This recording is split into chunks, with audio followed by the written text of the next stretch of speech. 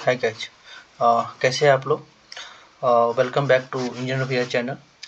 अभी हम आपको 12th क्लास की सीरीज जिसमें ऑलरेडी मैं एक वीडियो डाल चुका हूँ, उसका एक नेक्स्ट वीडियो में डालने वाला हूँ, जो है कि अगर आप मैं जिसमें ये बताने वाला हूँ कि अगर आप आर्ट्स बैकग्राउंड से या कॉमर्स बैकग्राउंड, मतलब अगर ओवरऑल कहते हैं नॉन साइंस बैकग्राउंड से, साइंस नहीं रखे हैं आप, फिर भी आप नर्सिंग करना चाहते हैं तो कैसे कर सकते हैं। ये एक्चुअली मुझे एक 11th और 12th क्लास के बच्चा ही ने पूछा है कि अगर मैं आर्ट्स रखा हूँ और मुझे नर्सिंग में इंटरेस्टेड है तो मैं कैसे कर सकता हूँ। चलिए मैं ये गाइड करूँगा। इससे पहले आपको मैं अपना चैनल दिखा दूँ। ये आप देखेंगे, ये मेरा चैनल इंजीनियर भैया के नाम से है। मैंने कुछ दिन मतलब 2-4 दिन पहले ही क्रिएट किया है ये, जिसमें मैंने 2 प्लेलिस्ट ऑलरेडी बना चुका हूँ। एक जो जिसमें मैं 12th का और गाइडेंस देता हूँ, कौन से कोर्सेज करना है, मतलब कैसे पढ़ना है आपको, कोई डाउट है तो उस सब का सलूशन देता हूँ।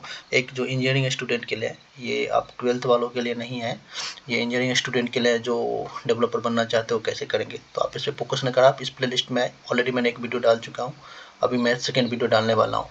और मेरा इंस्टाग्राम चैनल भी है एन डेवलपर करके, आप इस पे भी मैं बहुत सारे पोस्ट डालूंगा। अभी तो स्टार्टिंग है तो एक पोस्ट अभी डाला हुआ है और भी पोस्ट में डालने वाला हूँ। अब मुझे यहाँ पे फॉलो कर ले और इंस्टाग्राम पर सब्सक्राइब कर ले, ताकि आपके पास नोटिफिकेशन बने रहे। आप लोग सब्सक्राइब करेंगे तो मैं और वीडियो बनाऊँगा, इससे मुझे मोटिवेशन मिलेगा, मैं और ज़्यादा वीडियो बनाऊँगा। चलिए अभी चलते हैं मेन एजेंडा पे कि आज मैं जो वीडियो रिकॉर्ड कर रहा हूँ उसका मेन एजेंडा क्या है। मेन एजेंडा ये है कि अगर आप नॉन साइंस बैकग्राउंड से हैं तो आप नर्स कैसे बन सकते हैं, नर्सिंग कैसे कर सकते हैं। देखिए बेसिकली जो बच्चा 12th बायोलॉजी से कर रहा है वो उसके लिए ईजिली है, वो हाई लेवल के कोर्स बीएससी नर्सिंग कर सकता है।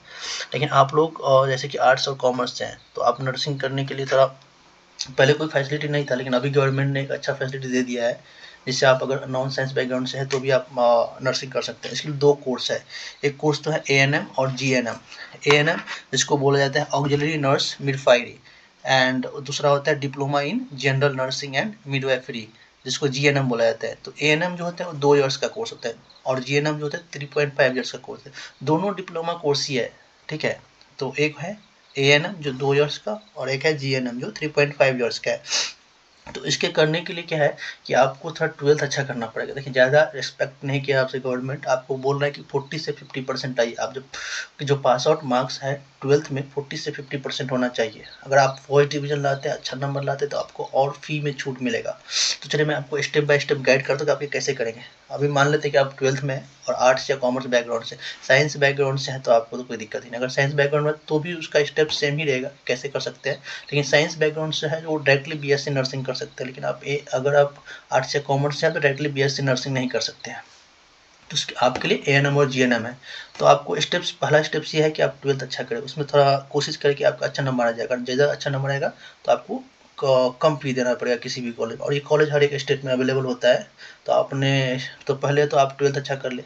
अगर आपका 12th अच्छा हो जाए तो फिर उसके बाद आप अपने ही स्टेट में, अपने ही डिस्ट्रिक्ट में इंस्टीट्यूट को खोजें कि कौन सा इंस्टीट्यूट है एक ये कोर्सेज करवा रहा है। तो अगर आपको इंस्टीट्यूट मिल जा रहा है, इससे पहले आप ये डिसाइड करें आपको कौन सा कोर्स करना है, एएनएम करना है या जीएनएम करना है। जो बायोलॉजी से है उसका डिसाइड रहता है, पहले से बीएससी करना है उसको कोई दिक्कत नहीं होता है। लेकिन जो आर्ट्स कॉमर्स है वो डिसाइड करें आप लोग कि आपको एएनएम करना है जीएनएम। मैं रिकमेंडेड करूँगा जीएनएम, 3.5 ईयर्स का कोर्स है और थोड़ा ये एएनएम से अच्छा होता है। इसमें ज़्यादा नॉलेज मिलेगा आपको नर्सिंग के रिलेटेड और ज़्यादा प्रैक्टिकल नॉलेज मिलेगा। मेन मेन पर्पस है कि इसमें प्रैक्टिकल नॉलेज ज़्यादा दिया जाता है। तो आप एक कोर्स चूज करें, उसके बाद उसके रिलेटेड इंस्टीट्यूट ढूंढें आप अपने डिस्ट्रिक्ट में। हर एक डिस्ट्रिक्ट में रहता है मोस्ट प्रोबेबली यूपी, मतलब किसी भी स्टेट से हैं तो मतलब जो अच्छा डिस्ट्रिक्ट है उसमें वो कोर्स करने का इंस्टीट्यूट रहता ही रहता है, तो वो ढूंढें। उसके बाद वहाँ पर कंसल्ट करें और देखें कि उस इंस्टीट्यूट में कोई एंट्रेंस एग्जाम भी ले जाता है। बेसिकली क्या होता है, बहुत सारे इंस्टीट्यूट जो एंट्रेंस एग्जाम लेता है उसके बेस पे थोड़ा जो फ़ी होता है उसमें स्कॉलर्स प्रोवाइड करता है। तो आप वहाँ पर कॉन्टैक्ट कर जिससे आपको कम फी में एडमिशन हो जाएगा। उसके बाद आप जो भी कोर्स चूज किया, एएनएम किया या जीएनएम किया, उसके अकॉर्डिंग कुछ ड्यूरेशन है, वो ड्यूरेशन का तक कोर्स अपना कंप्लीट करें। थोड़ा फोकस करें, प्रैक्टिकल नॉलेज ज़्यादा लें, क्योंकि आप नॉन साइंस बैकग्राउंड से तो हो सकता है आपको थोड़ा ज़्यादा मेहनत करना पड़े, बट आप नर्सिंग कर सकते हैं। बस इतना इसी बात का खुशी आपको होना चाहिए और आपको मेहनत करना चाहिए। अगर आप ये कोर्स कर लेते हैं उसके बाद आप एलिजिबल हो जाते हैं बीएससी नर्सिंग के लिए। तो उसके बाद आपको क्या ऑप्शन है, आप मान लीजिए एएनएम या जीएनएम कोर्स कंप्लीट कर लिए, अब आप क्या कर सकते हैं आगे। तो इसके लिए क्या है, आप देखिए आप नर्स बनने जा रहे हैं तो आपको बहुत चीज़ें मतलब मैनेज करना पड़ता है। आपके पास पेशेंस होना चाहिए, आपका जो मेंटलिटी कंडीशन है वो ठीक होना चाहिए, आपके फेस पे स्माइल होना चाहिए, आप हेल्दी होना चाहिए। मतलब बहुत तरह की सिचुएशन है जो आपको हैंडल करना पड़ेगा। एक नर्स बनना बहुत ही ईजी नहीं होता है, ठीक है।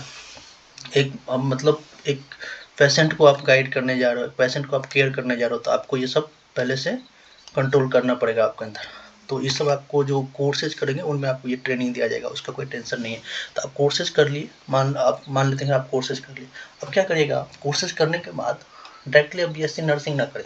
आपको कोई इंस्टीट्यूट या कोई हॉस्पिटल या कोई क्लिनिक या कोई एनजीओज आप ज्वाइन करें, वहाँ पर ट्रेनिंग भी लेते रहे साथ में। इससे क्या होगा, आपको और प्रैक्टिकल नॉलेज बढ़ेगा। ट्रेनिंग लेते रहे और साथ में आप फर्दर एजुकेशन जो कि बीएससी नर्सिंग है उसको आप डिसाइड, मतलब उसके में एडमिशन ले लें, आप वो भी करें, बीएससी नर्सिंग भी करें, साथ में इधर आप ट्रेनिंग भी लेते रहे। इससे आपको प्रैक्टिकली नॉलेज बहुत ज़्यादा बढ़ जाएगा। जब तक आप बीएससी नर्सिंग कंप्लीट होगा तो तब तक आप तो मतलब उस फील्ड में बहुत ही ज़्यादा एक्सपर्टाइज गेन कर लोगे। तो इससे क्या होगा, आपको बीएससी नर्सिंग करने का आपको अच्छा पोस्ट, उसके बाद बहुत सारे वैकेंसी गवर्नमेंट निकालती है, हर एक स्टेट की गवर्नमेंट निकालती है, मतलब नर्सिंग के रिलेटेड। आप उसमें फॉर्म फिल करेगा, आपका इजीली आप किसी भी अच्छे हॉस्पिटल या किसी भी अच्छे एनजीओज में प्लेसमेंट ले सकते हो। यही एक स्टेप था जिसको आप फॉलो करके नर्स बन सकते हो, अच्छा नर्स बन सकते हो, अगर आप नॉन साइंस बैकग्राउंड से है तो भी। Thank you. आप मेरे इंस्टाग्राम चैनल पर फॉलो करें और यूट्यूब को सब्सक्राइब करें ताकि आपको मेरा वीडियो पहले मिले और हमारे से आप टच में रहे। मैं आपको बहुत अच्छा गाइड करने वाला हूँ, डोंट वरी। या बाय बाय, थैंक यू।